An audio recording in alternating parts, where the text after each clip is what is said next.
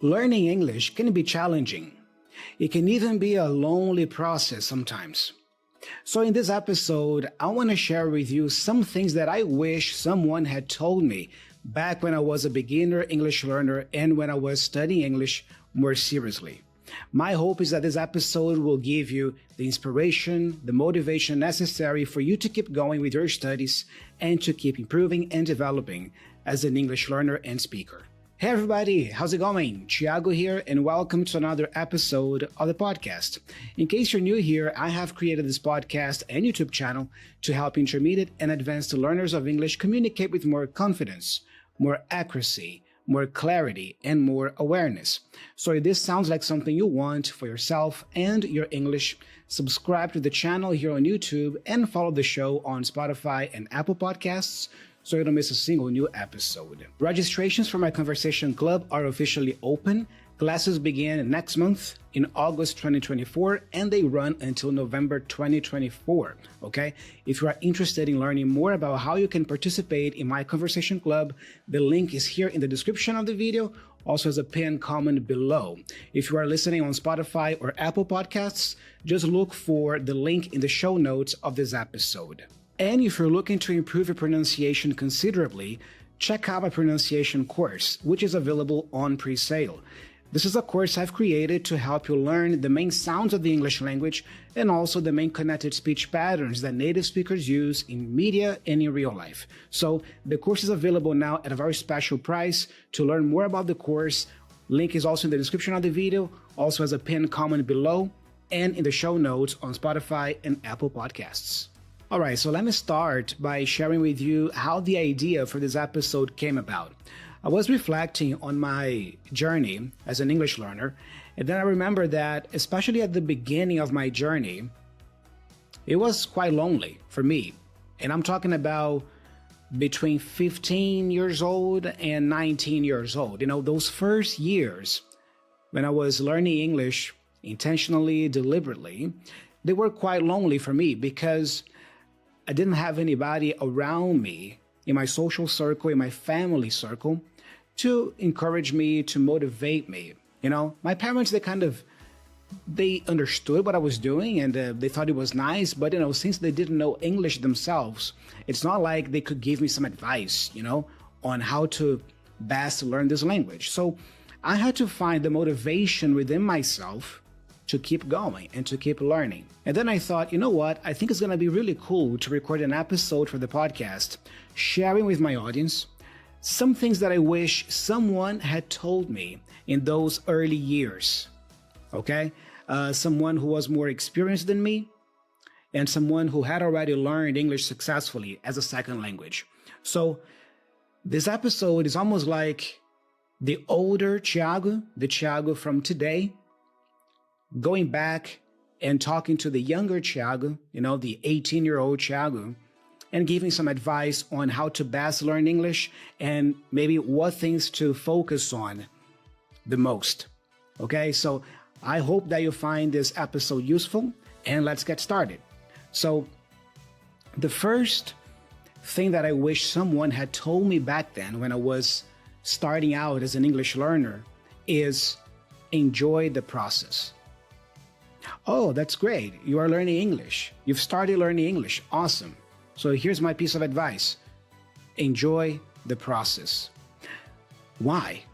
Because it takes time. Learning a new language, such as English, takes time. I don't believe it's a short-term process. I believe it's a mid-term to long-term process. It's going to take you a few years at least to get to a decent level of fluency. So you have to enjoy the process. Set a goal and forget about it. So yes, it is important to set a goal for yourself. For example, I want to be a fluent English speaker. I want to communicate well in social situations and also in professional settings. Or I want to go for the Cambridge C1 exam. I want to take the test and I want to pass with a good score. All right? This is a goal that you have. Okay? Or I want to be able to understand my favorite movies and TV series without the subtitles or without depending on the subtitles. All right? I want to be able to speak English as well as I am able to understand it. You see, these are all goals. They are great. It's important that you set a clear goal for yourself and for your English. But once you set that goal, forget about it. Forget about it, because then you have to focus on the actual actions you need to take to get there, to get to that goal. We also call them the systems, okay? Define the goal, but after the goal is defined, worry about the systems, the habits, the actions that you're going to put into place to make that goal a reality, okay? And I think that this is where many people fail, because they get so obsessed with the end goal. I want to be fluent. I want to speak English well, right? I want to understand everything or most things. They get so obsessed or involved with the end goal that they forget to enjoy the process, all right? And it is a long process. Again, midterm to long-term process. I actually got here a couple of nice quotes from James Clear. In case you don't know, James Clear is the author of the best-selling book, Atomic Habits. Great book, by the way. It's a book about how to build good habits in your life and how to get rid of bad habits in your life. It is a bestseller, really interesting book. I really recommend you pick it up. And I got here two quotes from the book that the author, James Clear, says. So let me read the first one for you. When you fall in love with the process rather than the product, you don't have to wait to give yourself permission to be happy. You can be satisfied anytime your system is running. And a system can be successful in many different forms, not just the one you first envision. So this is a quote highlighting the importance of falling in love with the process, not the product. The product here could be the end goal. So bringing that to English learning, you are not constantly thinking about how can I be fluent in English? I want to be fluent.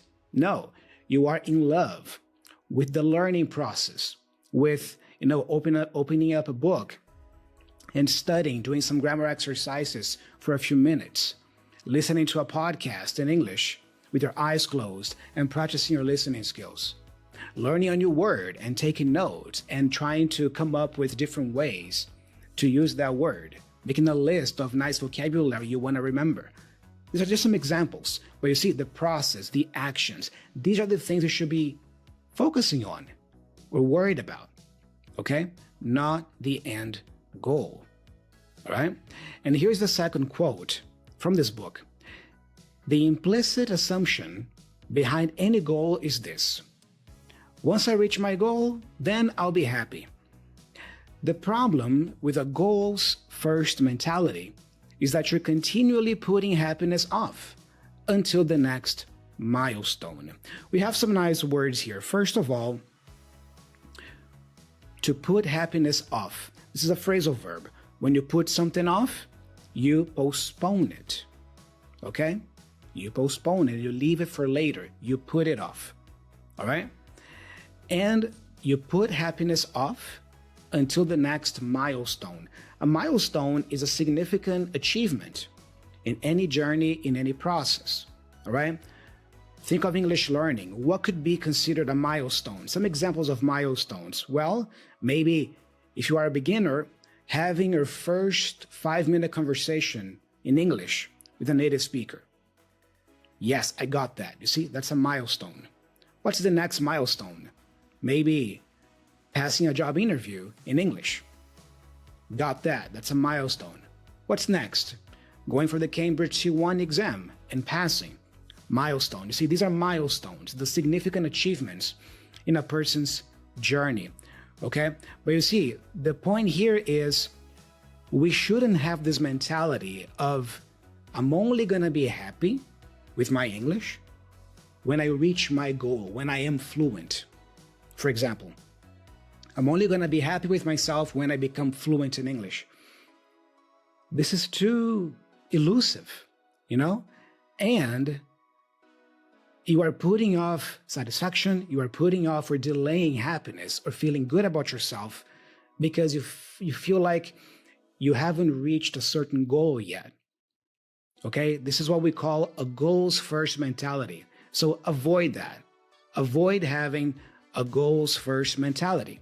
Have a systems first mentality. Remember, set the goal for your English, and then after that, focus on the systems. Focus on the things you actually need to do to achieve that goal. And let me wrap up this point with this paragraph. Listen, when you focus too much on the outcome, it seems that it takes longer to arrive. If you focus on enjoying the process, the outcome or the end result, the end goal, will arrive sooner than you were expecting. You know, a great example I can give you guys to illustrate this is investing money. You know, we all know about the importance of investing money, right? Setting aside a percentage every month to invest.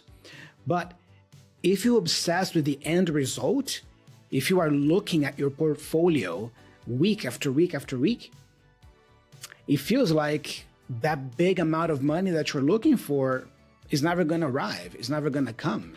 Because you see, you are too focused on the end goal. I want to have millions in my bank account invested. And you are forgetting the process. Now, if you focus on the system, on the process of feeling happy already with the fact that every month you are already setting aside some money and investing wisely, if you get happy with that, then before you know it, you will get to that large amount of money that you want to have invested. This is one example to illustrate that, all right? So focus on the systems, on the actions you need to take to achieve your goals. Have a systems first mentality, not a goal first mentality. So this is the first thing that the older Thiago, the more experienced Thiago would tell the younger, the more inexperienced Thiago back in the day about English learning, enjoying the process. Now, something else that I wish someone had told me back then was this. Listen, native speakers don't care about your mistakes as much as you do. Native speakers don't care about your mistakes as much as you do. Sometimes we can get so preoccupied with mistakes that we freeze up, we get paralyzed, and we don't want to speak to people because we are afraid of making mistakes. We are afraid of looking stupid. But guys, mistakes are part of the learning process. You learn by making mistakes, all right? So you should focus on expressing yourself, even with the mistakes. And even if you express yourself at first in a simple way, maybe using simple words, simple sentences, but it's okay. You are expressing yourself. You are communicating, all right? Focus on that, not on the mistakes. The mistakes are part of the learning process, all right? And something else I will say is if you're likable as a person and proactive, you will be able to handle many situations in English, even though your level of English is not so advanced yet. You see, so maybe instead of worrying about the number of mistakes you make, worry about becoming a more likable person. You know, a likable person is a person that has charisma, is a person that other people like being around, you know? Because if you are a likable person, and if you are proactive, in many situations in your life where you're going to have to use English, you're going to be able to get by, to manage, even if your level of English is not so advanced yet, or even if you have limited vocabulary. Because if you are likable, it's much easier for people to feel like helping you, for example. If you are proactive, it's much easier for you to ask, if you don't understand the word, to ask someone to repeat something or to rephrase something, right?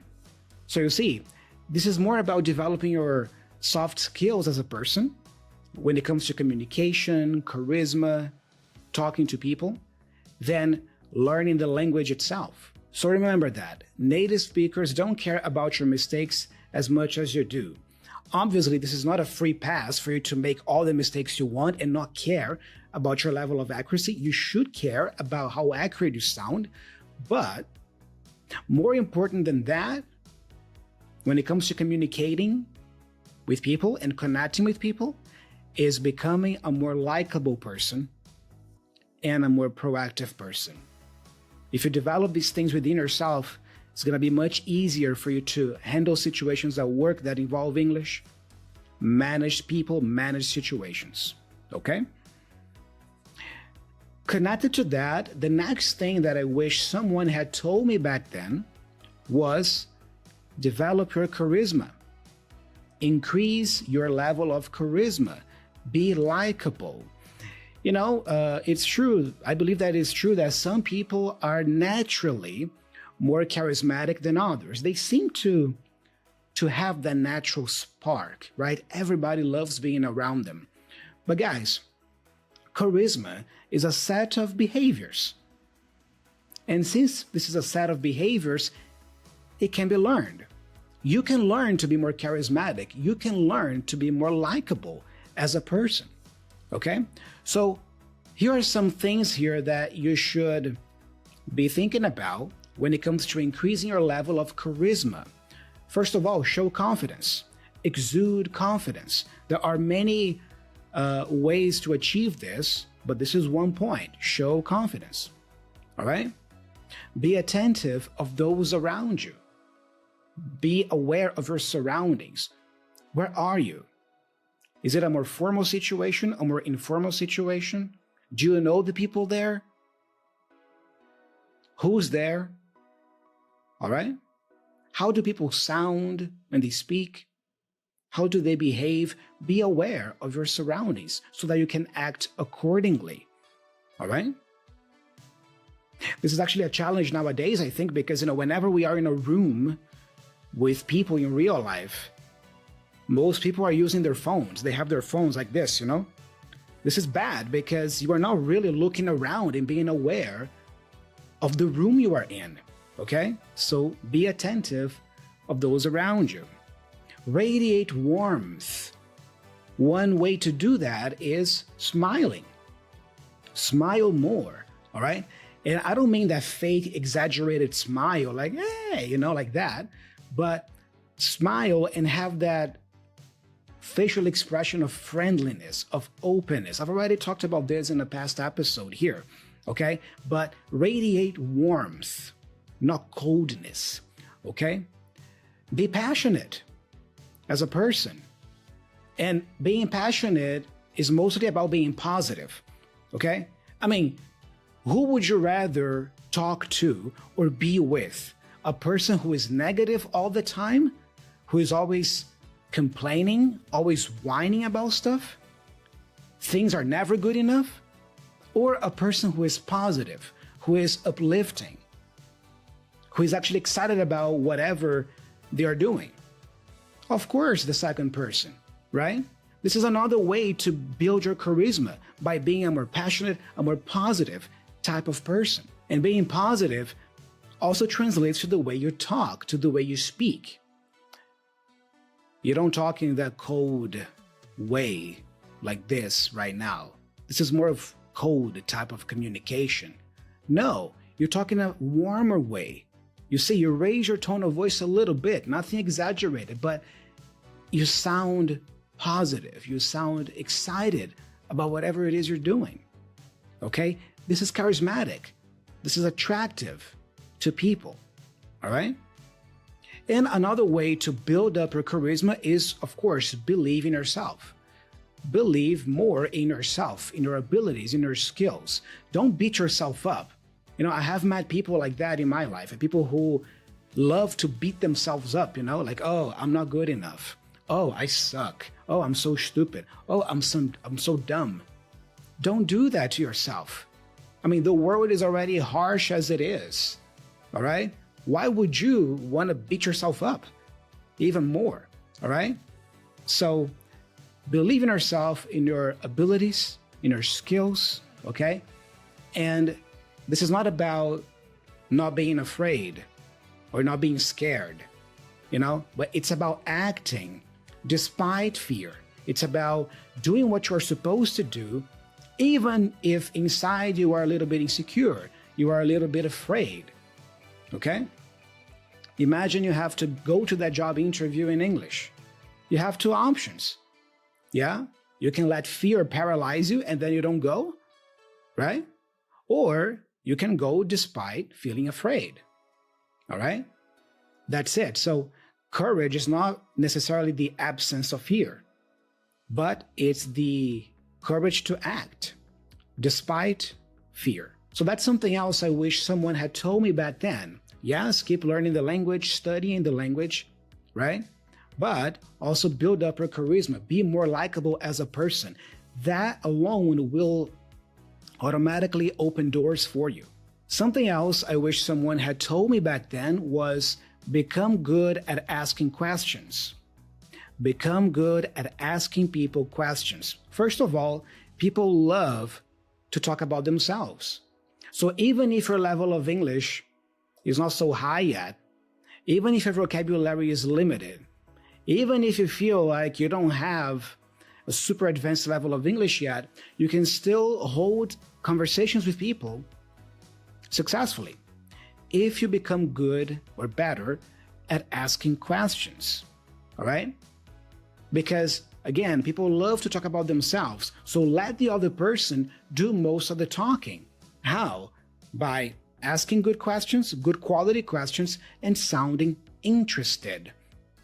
And then you connect that with the proactivity. Whenever you hear something that you don't understand, you ask the person to clarify it for you. Okay? What is an example of a good quality question? A question that encourages the person to share significant things about themselves. So for example, instead of asking, where are you from?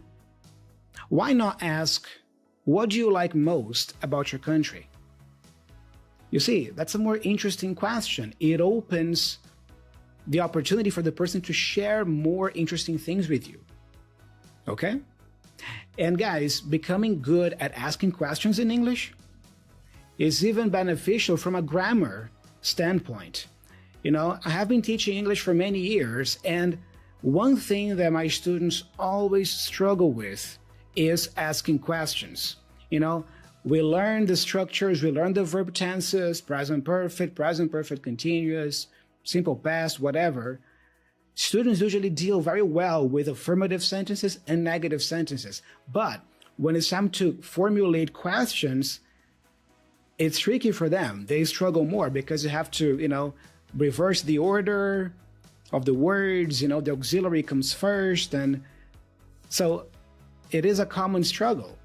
So even from a grammar standpoint, focusing on asking questions in English is going to help you too, okay?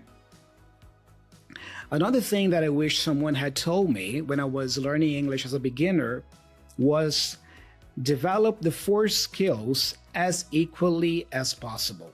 What are the 4 skills in English learning? Reading, writing, speaking, and listening. So don't neglect any of these. All of them are important. All of them are important, okay? A lot of emphasis nowadays is put on speaking and listening, obviously. But guys, if you want to be an effective communicator in English, all the 4 skills are essential. So don't neglect them, all right? And I have met all kinds of students in my life. I have met students who had good reading and writing skills. You know, they read texts, no problem. They understood everything. They could even interpret the underlying meaning of the text. They were good writers as well, but they had bad speaking and listening skills. This is not good. On the other hand, I've also met students who were very good at listening and speaking. They had good listening skills. They could talk. But when it was time for them to read something, they couldn't understand a paragraph, like the central idea of a paragraph. Or even worse, when they had to write something, my goodness. So their writing skills were so distant, so far from their speaking skills, for example. All right? So this is not good either. We have two kinds of skills, right? We have the receptive skills and the productive skills. The receptive skills are reading and listening. Okay, this is about consuming information, reading or listening. The productive skills are the skills that require you to actually produce the language. So, writing and speaking. This is you producing language via written form or spoken form. All these are important. So focus on developing your receptive skills, reading and listening, but also focus on developing your productive skills, writing and speaking. Of course, in your journey, there will be times when you're going to have to prioritize some skills more than others. But ultimately, in order to be a well-rounded speaker of English, you want to dedicate time to all of them, to developing all four skills, okay? As equally as possible. Again, naturally, you will be maybe more talented or more skilled at one or two skills than the other two, okay? But it doesn't mean that you cannot improve the weaker skills, okay? And finally, I want to wrap this episode by sharing the last thing that I wish someone had told me when I decided more than 20 years ago that I was going to learn English. I wish someone had told me this. You're going to learn English, Thiago. That's great. You know what? Learning English is one of the best things you can do in your life. I wish someone had told me that with those words, when I was 18, 19, Yes, learning English is one of the best things or one of the best endeavors you can have or you can do in your life. Why? Let me give you some quick reasons. By knowing English well, you will be better able to connect with anyone in the world, to talk to anyone in the world, okay? Guys, I have a student, Dimitri. Dimitri, hey man, if you're watching this or listening to this, shout out to you. I have a student, Dimitri, he is from Ukraine, He doesn't speak my language. He doesn't speak Portuguese. And I don't speak his language. I don't speak Ukrainian, But we are able to connect and have nice conversations through English. We were even discussing that in a class recently. I thought it was amazing. The fact that the only reason why we are able to talk and connect with each other week after week is because of English. Isn't that crazy, right? So learning English well will make you able to connect with anyone in the world. Geography won't be a problem for you to make new friends, to get to know new people or other people, You're going to get to enjoy great movies, TV series, and books in their original language, as they were intended. I think that people who do translation, professional translators, they do a wonderful job. But guys, reading a book that was originally written in English is a whole other experience than reading a translated version. Or watching a movie fully in English that was filmed that way, it was written and produced and shot that way, is totally different as an experience than watching that movie dubbed in your native language. The actor's performance, the intensity, totally different, all right? By learning English well, you're gonna get to enjoy your favorite music on a deeper level, meaning that not only are you gonna be able to listen to the music and enjoy it, but also enjoy it on a deeper level because you're gonna understand what your favorite artist or band or singer is singing about, what the main message of the songs is, all right? Obviously, learning English and learning it well will open opportunities in your life. More work opportunities, study opportunities, even love opportunities. You might actually, through English, meet a partner, that speaks English. Maybe you haven't found anybody in your native country, to date or to marry, But through English, you can find someone from another country, right?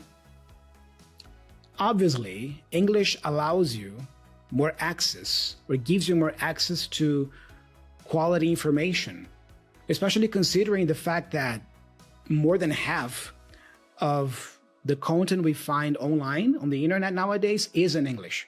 So by not knowing English, you are doomed to just consuming information and content in your native language. So you might never have access to a plethora of quality information because you don't know English, right? But you see, that's another reason why learning English is one of the best things you can do in your life. The information that you're going to have access to. And finally, learning English is one of the best things you can do in your life because it changes you for the better. It changes you as a person. Guys, I can attest to this, and I'm sure that if you talk to other people who have also learned English successfully as their second language, they will say the same thing, like, man, I am a different person simply because I speak English as a second language. I know for a fact that if I didn't know English, if I only spoke my mother language, my mother tongue, Portuguese, I would be a very, very different person in every aspect, than I am today because of English, right? So that's it, guys. So let me just quickly recap the things that I wish someone had told me back when I was learning English more seriously. The first one, enjoy the process. Enjoy the process. Set the goal, but then forget about the goal and focus on the actions, the systems you actually need to implement to get to that goal. Native speakers don't care about your mistakes as much as you do, so embrace them. Become a more likable person by building your charisma, all right? Focus on being more charismatic, more likable, and you're going to be able to communicate more successfully in any situation, even with a limited level of English. Become good at asking questions. People love to talk about themselves. Become a master of asking good quality questions. Develop the 4 skills as equally as possible: reading, writing, listening, speaking. And finally, remember that learning English is one of the best endeavors or the best things you can have or do in your life. Guys, that's all I have for today's episode. I hope you enjoyed this episode. I hope you found it motivational and inspirational. I hope it helped you. Don't forget to check out my conversation club, which starts in August next month. To learn more, the links are all here in the description of the video, on YouTube, and also in the show notes. And also don't forget to check out my pronunciation course available on pre-sale. You can buy this course now with a very special discount and learn more about English pronunciation and connected speech. I'm Thiago. I'm signing off. Thank you so much for listening until now, and I'll be talking to you very soon in the upcoming episode. Bye-bye.